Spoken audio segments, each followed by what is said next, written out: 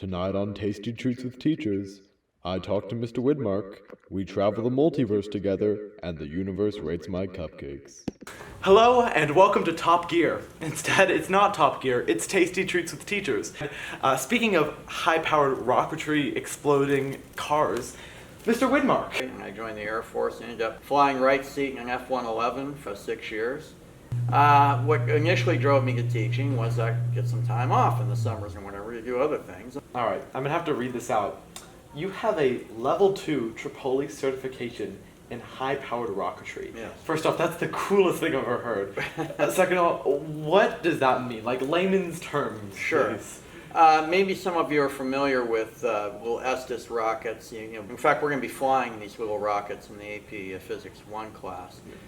So there's a certification process where you have to build a bigger rocket. In fact, hanging up from the unistrut there is the rocket that I use to get both my level 1 and level 2 certification. And then, of course, that enables me to fly the really big rocket, which is the orange rocket over there.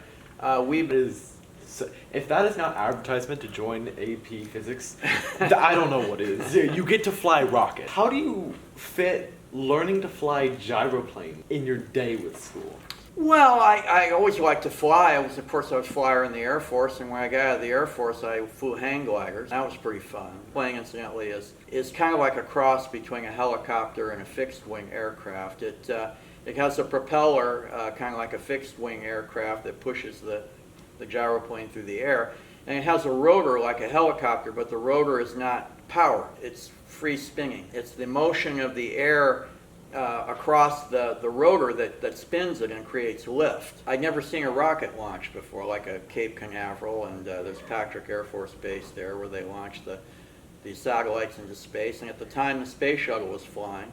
So I happened to be there at the right time to see both the space shuttle launch, some Air Force rockets go up, and in kind of a cool way, there's Cocoa Beach, went out in the water, and it was a warm, beautiful day, and I just floated in the ocean and watched a rocket go off. So Delta rocket goes. Yeah, right, exactly. Tell me about your art.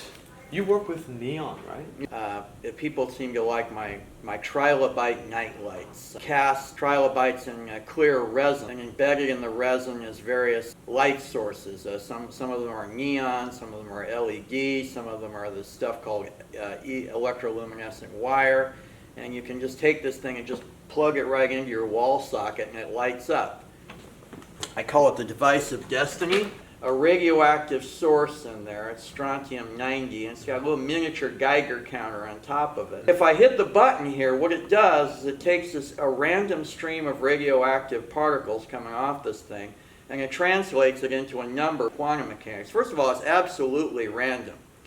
It's the randomness of the universe that's making this, not just some algorithm. It turns out that anytime you make a quantum measurement, you kind of go down a path through a bunch of parallel universes. Well, let's split the universe right now here. I'm going to turn this thing on. And there's also a Schrodinger's cat there that I just put in there for a laugh, so the cat's dead, and you can see him. And it's 16, okay? So there was a universe that was created where the number was 1, and there was a universe created where the number was 32. Remember what food you told me? Yeah, I said I wanted some kind of lemon cupcake. You did. 4 lemon cupcakes. And so I can take these home and share them with my wife. Yeah, so I made these actually last night and the frosting this morning. Oh, okay. So we have 4 different cupcakes. We have, I call them Whirlpool, Dragon, Cross, and Splash.